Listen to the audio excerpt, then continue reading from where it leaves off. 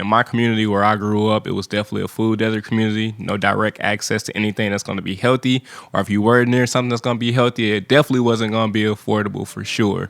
And so for me, it's growing up in those experiences of me having to go to the local corner store literally every morning on my way to school to be able to put something in my body to eat. And me and literally everybody on my block was doing the same exact thing. So imagine you see all of these kids lined up outside of a corner store and they put nothing but sugar into their body.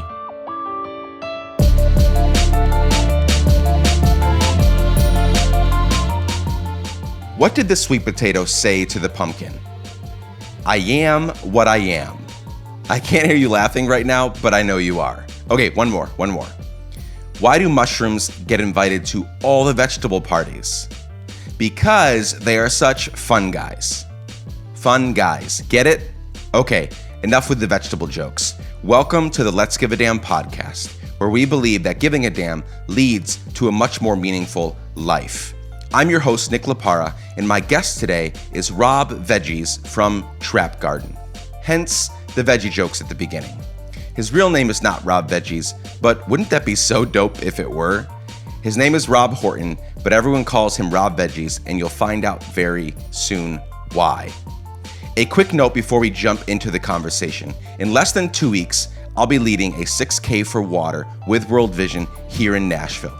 There is still time for you to join me, or you can register for a walk happening in your city, or you can donate to help us meet our goal of $1,500. At the time of this recording, we are at $1,000, so help me surpass that goal. To do this, go to worldvision.letsgiveadamn.com. That's worldvision.letsgiveadamn.com. You can find out more there. Okay, let's hop right into my conversation with Rob Veggies. Here we go.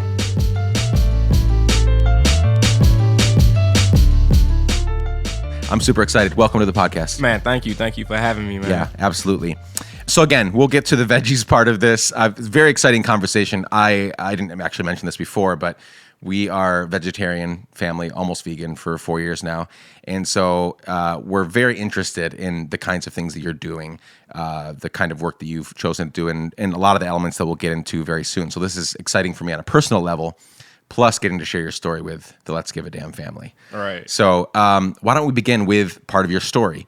Take me back as far as you want to go, but I would love to get a grasp on the people, places, things that shaped who you are today. So anything that sticks out in your mind, you can go back as far as you want to. Share some of those things with us. Right, yeah, most definitely. So I am Rob Veggies, and really I'm from St. Louis, Missouri, currently residing in Nashville, Tennessee, but that's where my story starts, is actually in St. Louis. So in my community where I grew up, it was definitely a food desert community, no direct access to anything that's going to be healthy, or if you were near something that's going to be healthy, it definitely wasn't going to be affordable for sure.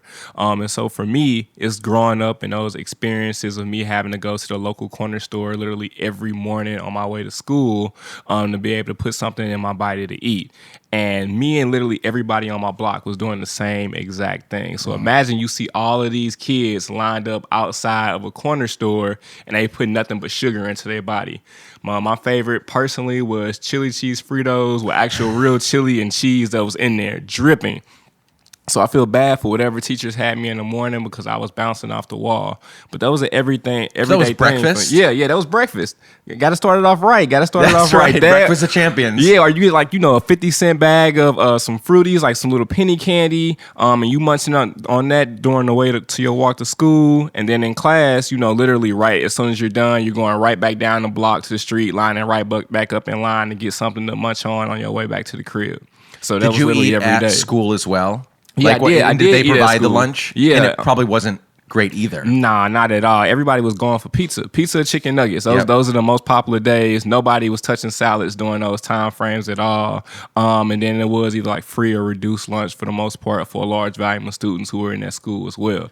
And that's very loosely chicken nuggets because probably not much Yeah, a chicken whole in lot there. of processed. Probably not real chicken at all. No. Yeah, I don't. No. I don't doubt that at all. But the same thing is, on the weekends, I have a huge family, both on my mother and my father's side. And so on Sundays after church, it would be a huge spread that was just out on the table, it was from chicken to different greens, corn, and all these other objects. But really, as I was eating all of this, because it was just so massive, the portions, I would go straight to sleep afterwards. Everybody's knocked out because it's this huge meal, and it was a big thing in the family because it's our time to gather, talk, and catch up.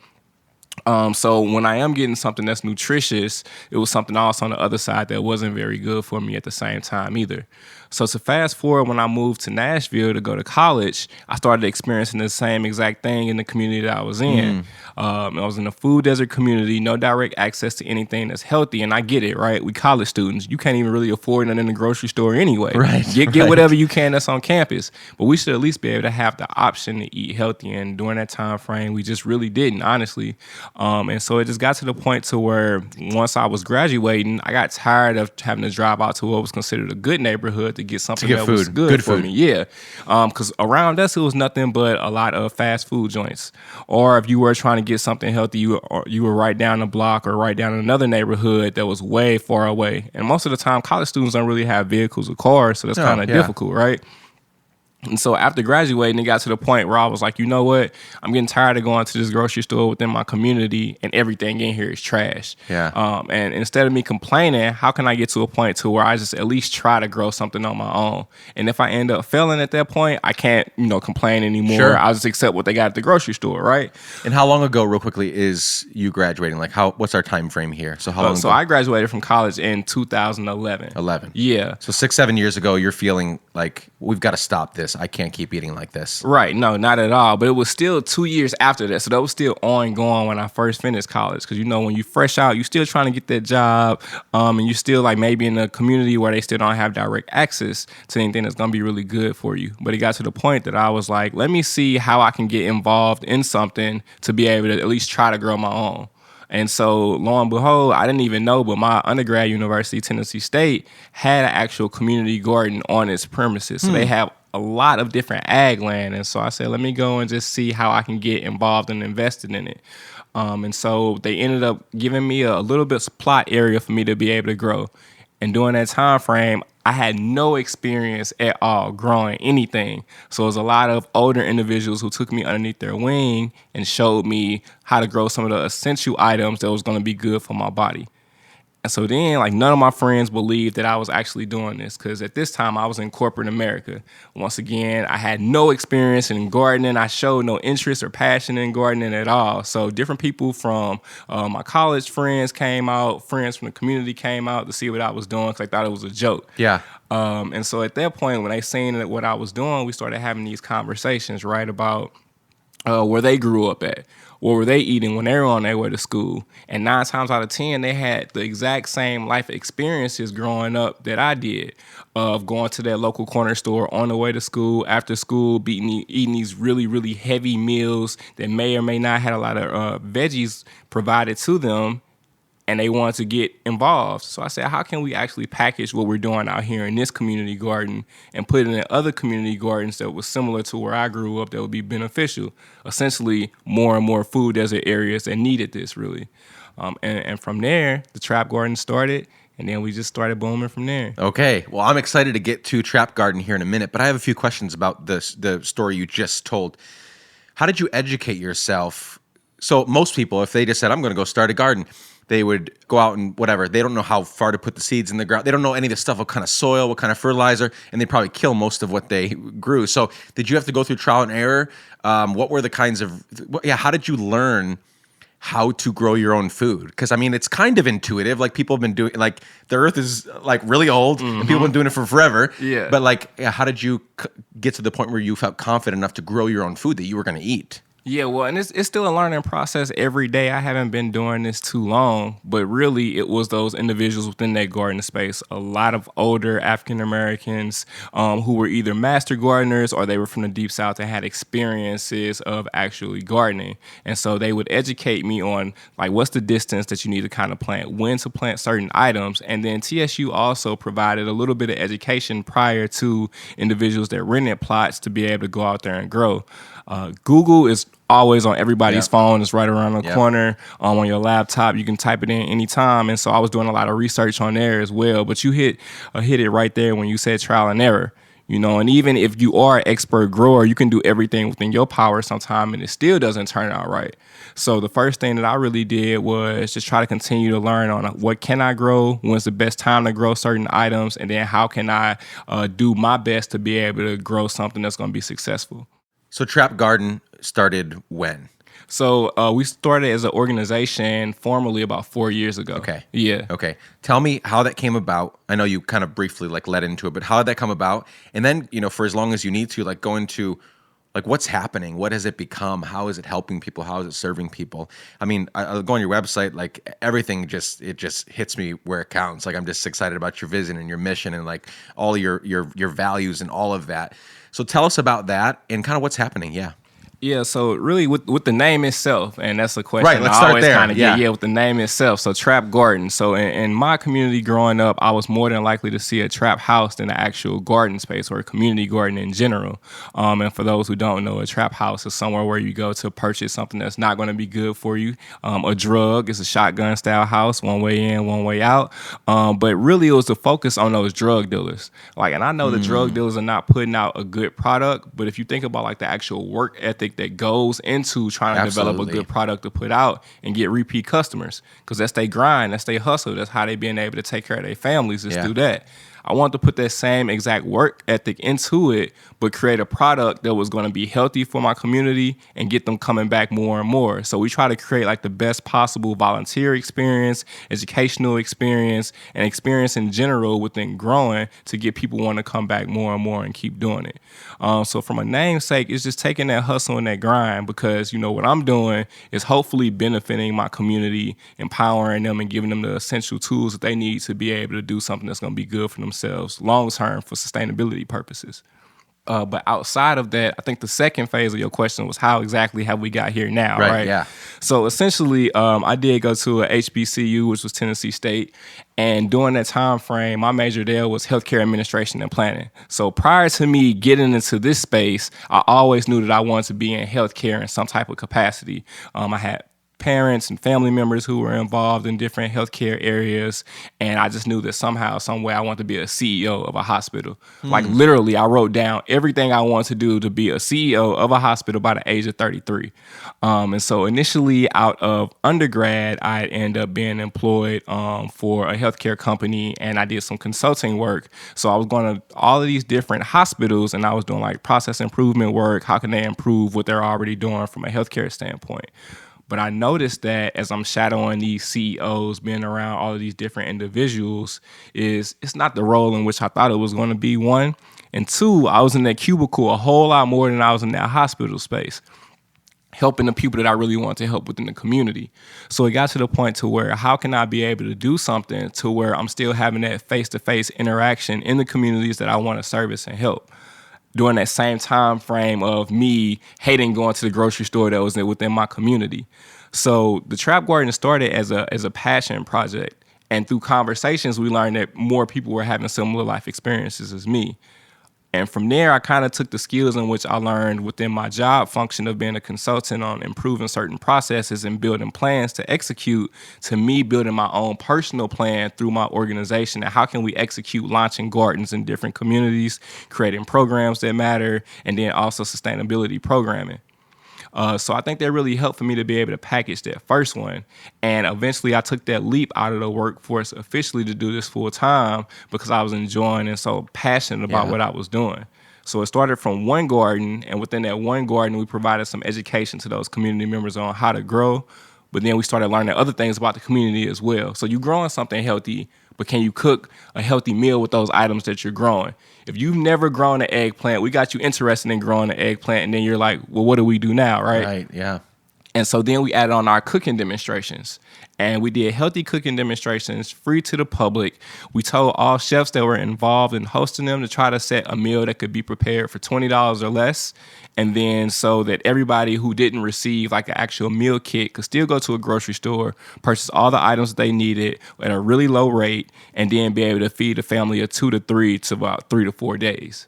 Because essentially we want to continue to build those different functions on you're growing something, now you're able to cook something with it. And we noticed that our audience, for the most part, because of me just being so heavily invested in my HBCU and young and a millennial and colleges, was that that's our target audience. How can we, be able to provide programs for different HBCUs? So we started a campus ambassador program in partnership with Toyota. And through that, we were able to educate students on how to just create something that matters. So we took our process of what we did, showed them how to create like a sustainability program. How do you develop an action plan? How do you get people interested? And then how do you execute on that? And whether it's a garden or any other organization, they could utilize the skills in which we had given them to be able to do the same thing. And then they launched different events on their own HBCU campuses, outward facing to the community, to be able to enjoy that process as well. That's awesome. Yeah. And so who is this primarily for? Is it for kids? Is it for all ages? Like, who are you really trying to impact the most? It is honestly for all ages, but the thing that I notice is that if you've been eating fast food products for 60, 70 years of your life, then you're going to be less than likely to change your eating habits, 100%, right? yeah. But if we're targeting somebody that's 5 or 6 years old, getting them early invested within the community and eating something that's healthy and introducing them to these new items, then they're going to be more than willing to grow up and still be able to continuously eat in those same manners. Yeah, they may already have taste buds that lean toward junk food and whatever, and that's maybe what they've consuming the most, but they're still way more open to change at that age. They're not set in their ways, and you can convince them too. If you can convince them this is a good lifestyle, right? It's good for their bodies, good for their souls, good for their minds. Well, most of the time we're trying to, like, I know I'm a parent of 3 kids. We try to cook them super healthy food, but at the same time, we know what they like and what they don't like. And so a lot of our meals, even if it's really healthy food, like we might not cook a certain vegetable or a certain thing because they're just not, they don't love that, but they love these ones. We're going to cook these ones. So that mealtime can be happy. It can be a fun time. And so if they come home and say, I like this, I want this, then the parent's going to go along with it. Yeah. Like, why, if the kid loves it, why is the parent going to still feed them junk food when they're like, no, I actually want this? And we noticed that kids have a huge impact on, what's going to be purchased for the home. So we're talking about if you're in a grocery store and your child grabs an apple over a bag of chips, then you're going to purchase that apple because that's what your child likes. And we noticed that trend with that. But then the second dynamic of it was those individuals between the age of 18 to 24. Just because they can create something that still matters within their community, but also, like, I think that the younger generation is being a lot more health conscious because they have so much more information generated just around healthy eating, some of the negative aspects of if you're going to fast food restaurants on a consistent basis, or the items that you're just putting within your body in general. So we know that all of this information is out there, and it's a lot of different organizations that do the same exact work that we do. But how can you get those engaged and excited about what you're doing?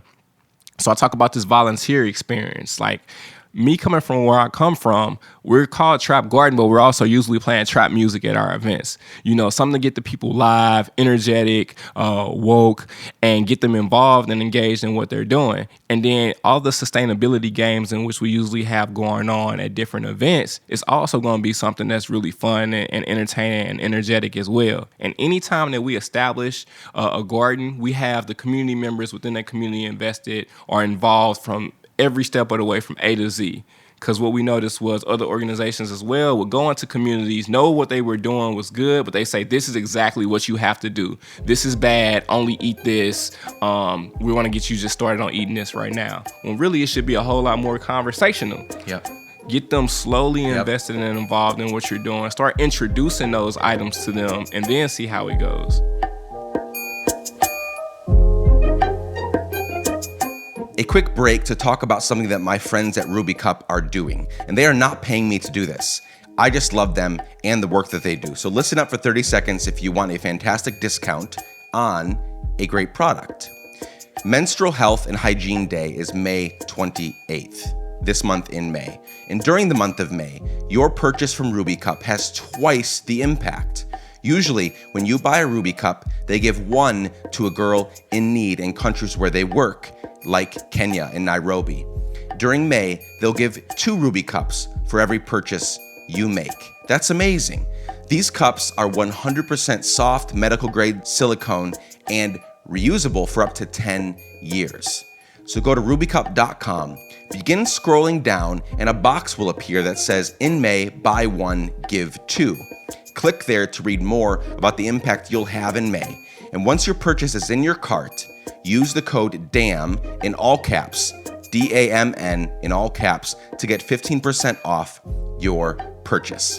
What are you waiting for? Pause this podcast right now and go purchase your Ruby Cup. Now, back to my conversation with Rob Veggies.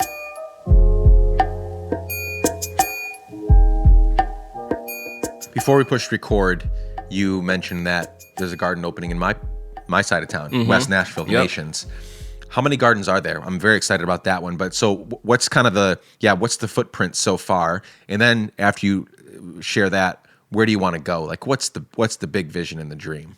So there is about essentially 3 gardens at this point. So we're helping to revitalize one in Buena Vista. And then we have one in South Nashville with Johnson Middle School. And then in West Nashville with the West Nashville Dream Center. This will be the 3rd one that we have here.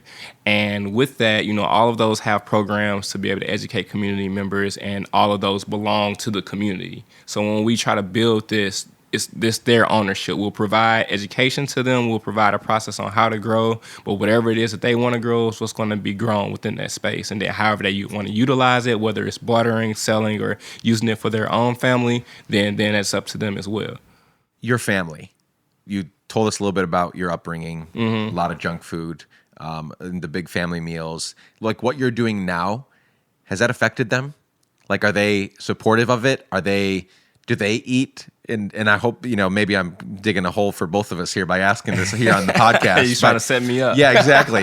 But yeah, like I guess I'm just wondering because, you look healthy and you act healthy, and this is obviously a really good thing. Like this is not opinion. This is, this is a real thing. Like eating healthy energizes your body and your soul and your mind, your creativity. It's just better to be that way. So yeah, has this affected them in any way? Are they kind of gravitating towards some of this? Or even like the people that you grew up with, like that's your whole like background back in St. Louis. I don't know if you keep in touch with, but like, have you been able to see changes in your immediate like family and sphere of influence? Yeah, so I'm definitely family centered as well as still close to a lot of people in which I grew up with. So that's something that I have seen. Initially, though, when I started, they were asking a lot of questions like, what's going on? Why did you decide to make this decision? We just don't understand. Are you getting enough meat or protein for your body? Because I'm a pescatarian. Okay. Yep. So and they were like, why'd you cut out, beef the main and all these question I other get items? all the time. Exactly. As if God forgot to put protein in everything else. It's just in meat. Right. And so I think they're slowly coming around. I have been seeing some dietary changes, and I think it's like ebb and flow. So one season they'll be like, oh, I'm eating healthier. Then they'll start slowly adding some of the other items back into their diet, which, that's totally understandable because we talk about balance. If you want to do it, just make sure that you have some type of balance within your life.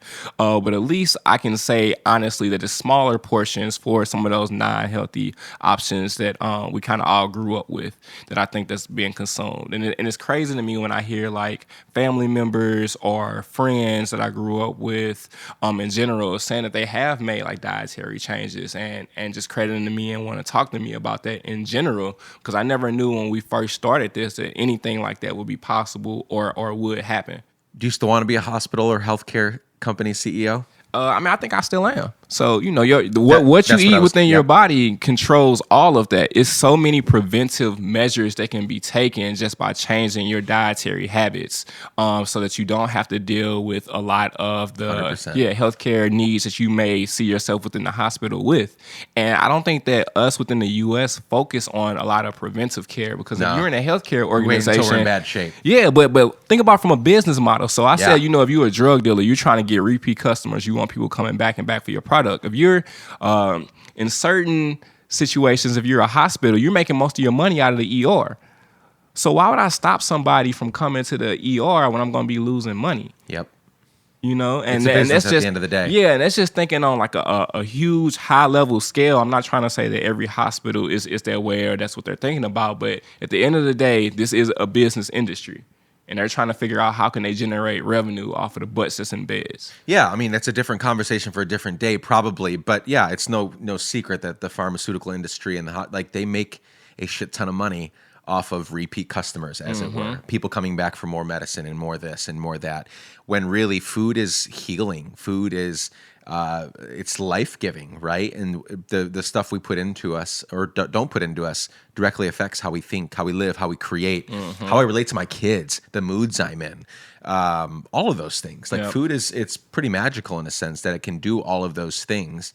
Yeah, that's really cool. I was actually hoping you would. I didn't want to lead into it, but I was hoping you would say that because when you first a few minutes ago stated this is my dream. I even wrote it down. Like I want to be a CEO by the time I'm 38, 33 of a healthcare hospital.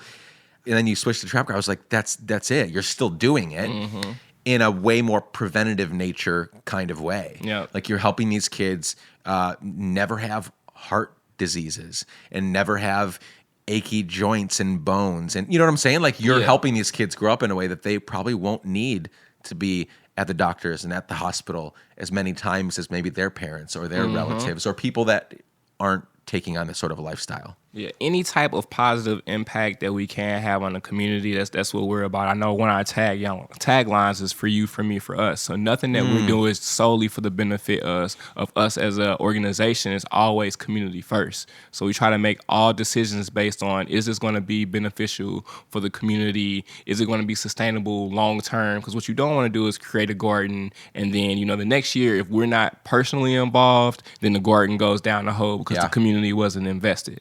So how can we continue to keep those investment levels high from community members still want to be engaged and involved within that space? You've obviously learned a lot over the last few years, not just about running a business, as it were, or building a platform, but about giving a damn, about caring for people in different ways, young and old, and caring about their physical bodies and that's a huge investment of time and energy.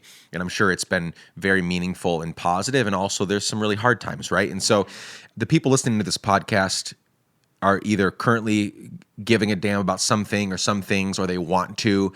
Either way, they're here interested in hearing stories about people who give a damn.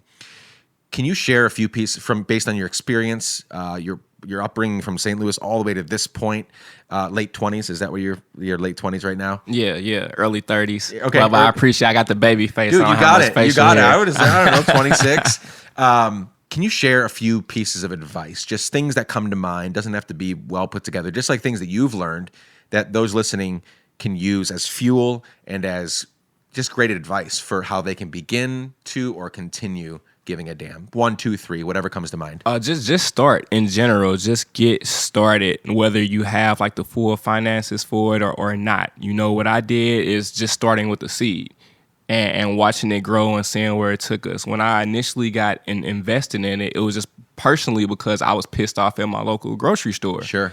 And I just wanted to find out, can I be able to grow something for my own self and let it become what it will become? Don't try to automatically think about like that mission and that vision for it, but just start somewhere very small and just continually be able to add additional steps onto it. So I said first we just started with having a garden space over at TSU. Then they went to the communities. Then we added on the cooking demonstrations. Don't try to boil the ocean all at one time.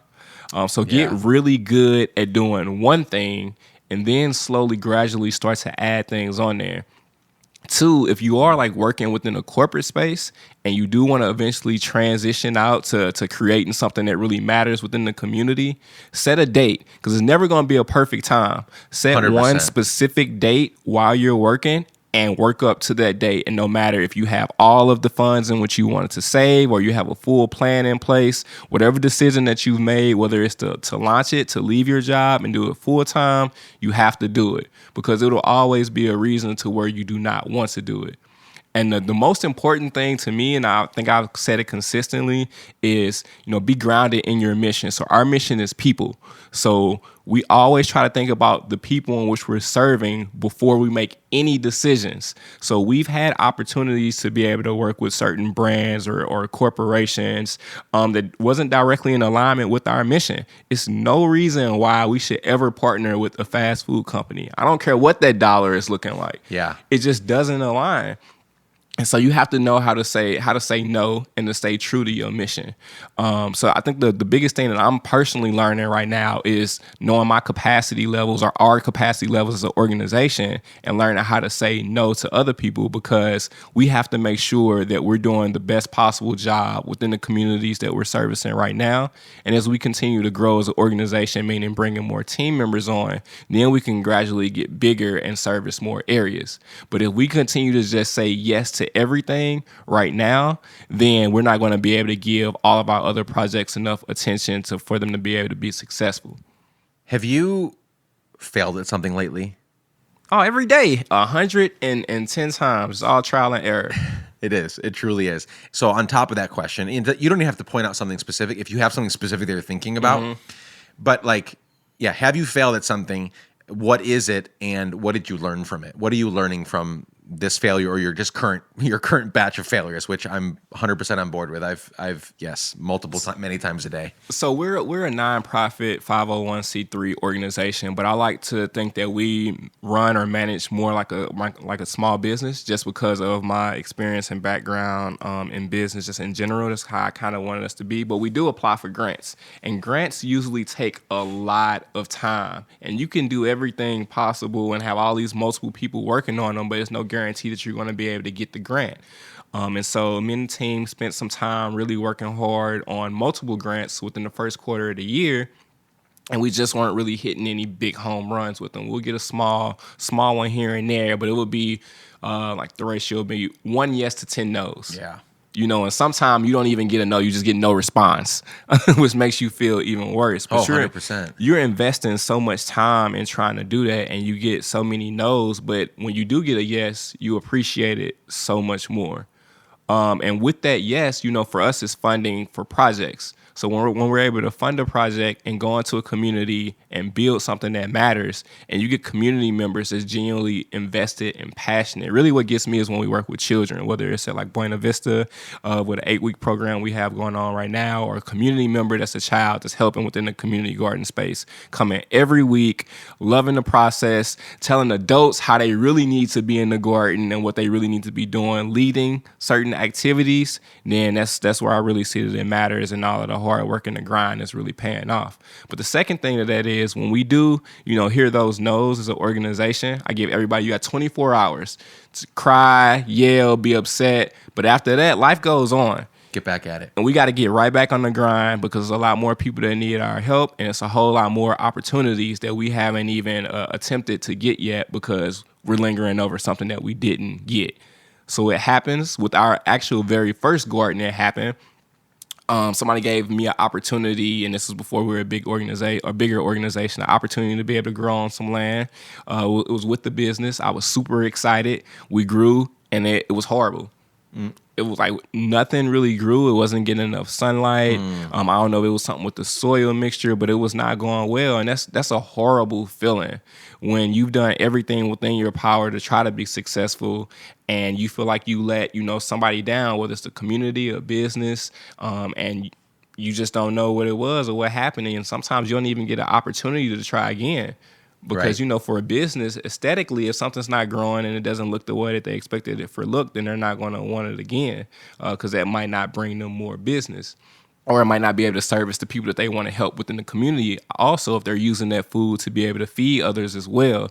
So feelings like that, like really get you down. Or even sometimes when we have to say no to other organizations, it can be hard. But you got to know how to bounce back and continue to just put in that good work. So failing is just essentially a part of it, but you got to just be able to get up and keep fighting a good fight.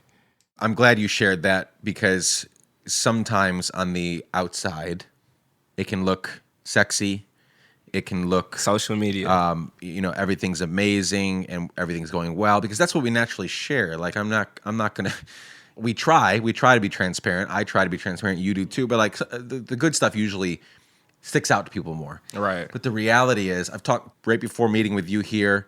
Met with two of my buddies throughout the morning, and both entrepreneurs, both creative people, starting projects, big dreams, big visions, failure after failure after failure, a roadblock after road, and then a success, and then it's back to. And so I just want to always keep that on the forefront of people's minds as they listen. This is like giving a damn, living a damn-filled life is 100% amazing and worthy. It's a worthy life, and we should aim for that, because MLK, life's most persistent, urgent question is, what are you doing for others? Like, that is the pinnacle question, but it's not going to be easy. And that's what I'm always trying to remind people. It's not going to be easy. It's not going to be easy. And you're going to want to give up, and you're going to want to fail, and you're going to want to go back to your corporate 9-to-5 job. And you might stay there. I'm not saying people have to like quit that. Figure out your way of giving a damn, but it's not going to be easy. So that's the main thing. But how do you give in a way, like how do you give a damn and not, create a picture of you're just trying to do it for social media clout? So every time that we're doing something, it's not going to be like Drake's God's Plan video where we're just walking around giving out money, because that's not always the image that we want to portray. I loved as well. and hated that. I loved and hated that, because it was like, this is so cool. Like these are worthy things. Like the kid got to go to college, like her whole college tuition paid for, and all of that is great. But that's just not how it is for 99.99999% of things.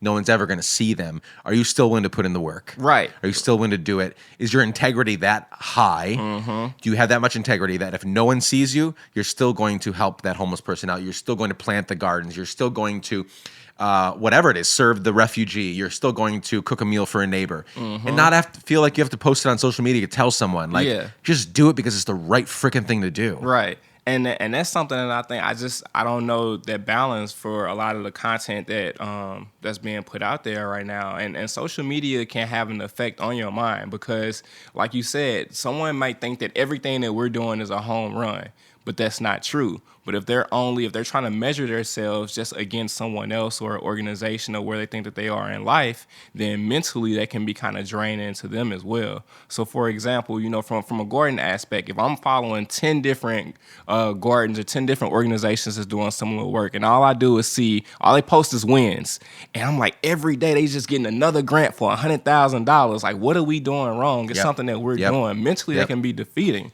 So you have to create that balance as well to be able to separate that, because all the lives that's created through these social media outlets are not always true, and you don't always see those struggles. And so having that balance and knowing when to be able to log off can help you long term as well. Yeah, that's such good advice. That's great. Okay, last question. Well, we're getting toward the last question. Someday you're going to die. Hopefully it's many, many years from now, especially since you're putting all that good stuff in your body. But you're going to die someday. That's that's how it happens. Hypothetically, I'm chosen to give your eulogy. So all of your family, your friends, all these kids you're helping, all these families you're helping, all the people that you've served throughout your long and fruitful life, they're there ready to hear what I have to say about your life and legacy. What do you hope that I would say on that day about your life and your legacy? Man, so being a person that's heard you speak, I know that you can really grab the audience attention. So I would definitely want you to say that he was the best drug dealer that ever existed. And what that means is, a lot of times these drug dealers out in the street, they want to be the man on their block in their neighborhood. They want to be able to provide for their family, and they want to live a lifestyle where people continuously are purchasing the items that they're releasing. I want to be the man within my community, the man by being able to build something that really does matter and that's genuine, as you see my passion for what I'm doing. And I also want to create a product of veggies and herbs and all these different experiences to where people want to continue to come out and do it again and again. I really just want to make my family proud. So those are the things that I would want for you to say. So now that you have a little bit of the spill, we're gonna have to make sure that you're added to when I'm 110 and I pass away during that time frame. I'm down. I will definitely. I mean, that's a great legacy, and I love that earlier in the conversation you pointed out how the positive aspects of what a dealer does, like how they, and then you did it again just now. My friend David Vobora, who's been on the podcast, Adaptive Training Foundation in Dallas, Texas, it's a gym for a lot of veterans who have lost limbs and PTSD, and he helps them recover, get back into. It's an amazing organization, but his book either is coming out or came out called Hope Dealer. And that's what he said. He goes, I want to be a dealer of hope because, and I think why I think that's such a good example is we can learn so much from them. They are the best product managers, as it were, like product people, supply and chain. best like marketing and PR. Like they are so good at making a good product, selling it, and then getting people to come back for more. Not just because they might be like addicted or whatever, but they know how to. They have what people need, and they have it ready and at the right price, and all the stuff. And so that is, I think, just a great kind of metaphor for what we should all be doing. Really, is like creating stuff in the way that they do, but actually putting like positive spins on it and building positive and creating positive things for the world. Yeah, and that's really what it's about, man. Because those guys, initially never probably wanted to do that. No, but then they got into it and saying they were really good. I never thought that I would be doing what I'm doing right now. Never in a million years. If you tell me when I was 7, 8, this is what I would be doing, I wouldn't believe you. But I feel like I was forced into a situation because it was something that wasn't provided to my community, and I had to do something about it from a personal level. When I started, it was about how can I do something for me, but then it became how can I do something for we.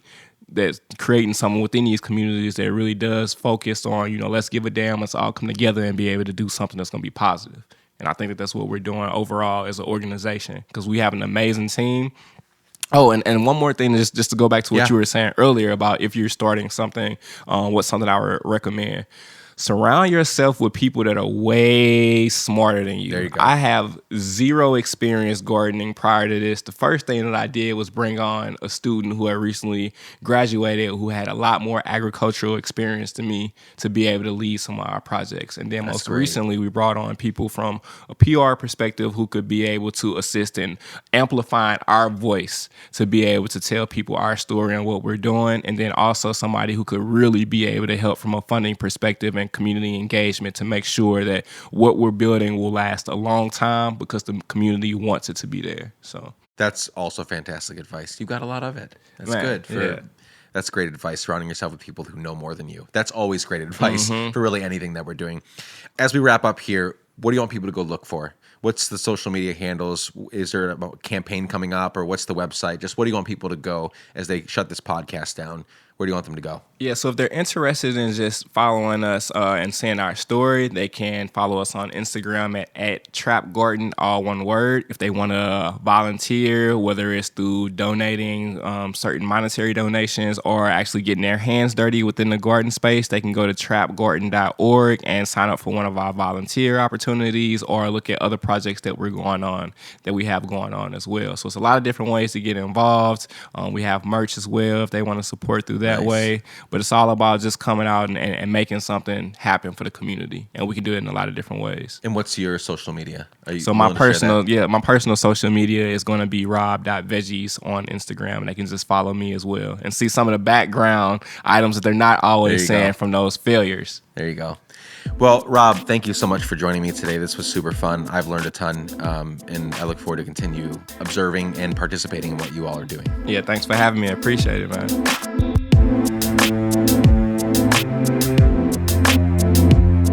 Dear friends, thank you for joining me once again for another conversation. Wasn't that amazing? I love Rob. In the short time we spent together, I really grew to admire him and really want to hang out with him again. We're going to do that for sure. Go visit what they're doing at trapgarden.org. You can also go follow Rob on Instagram at rob.veggies. That's rob.veggies on Instagram. As we wrap up today's episode, check out letsgiveadamn.com for all podcast conversations and show notes. You can find us on social media at Let's Give a Damn and Nick LaPara everywhere. We'd love to continue the conversation there. And lastly, I made a private Facebook group where I and a few hundred other people post stories, ideas, thoughts about giving a damn to encourage and challenge each other. We're just ramping that up. And if you'd like to join us, search for Damn Good People on Facebook and request to join. If you're not a crazy person or someone looking to start trouble, I will most likely let you in. No, I will let you in. Friends, thanks so much for joining me today for this conversation. So many great things to come. I hope you'll join me next Tuesday for an inspiring conversation with yet another amazing human and damn giver. Love you all. Bye for now.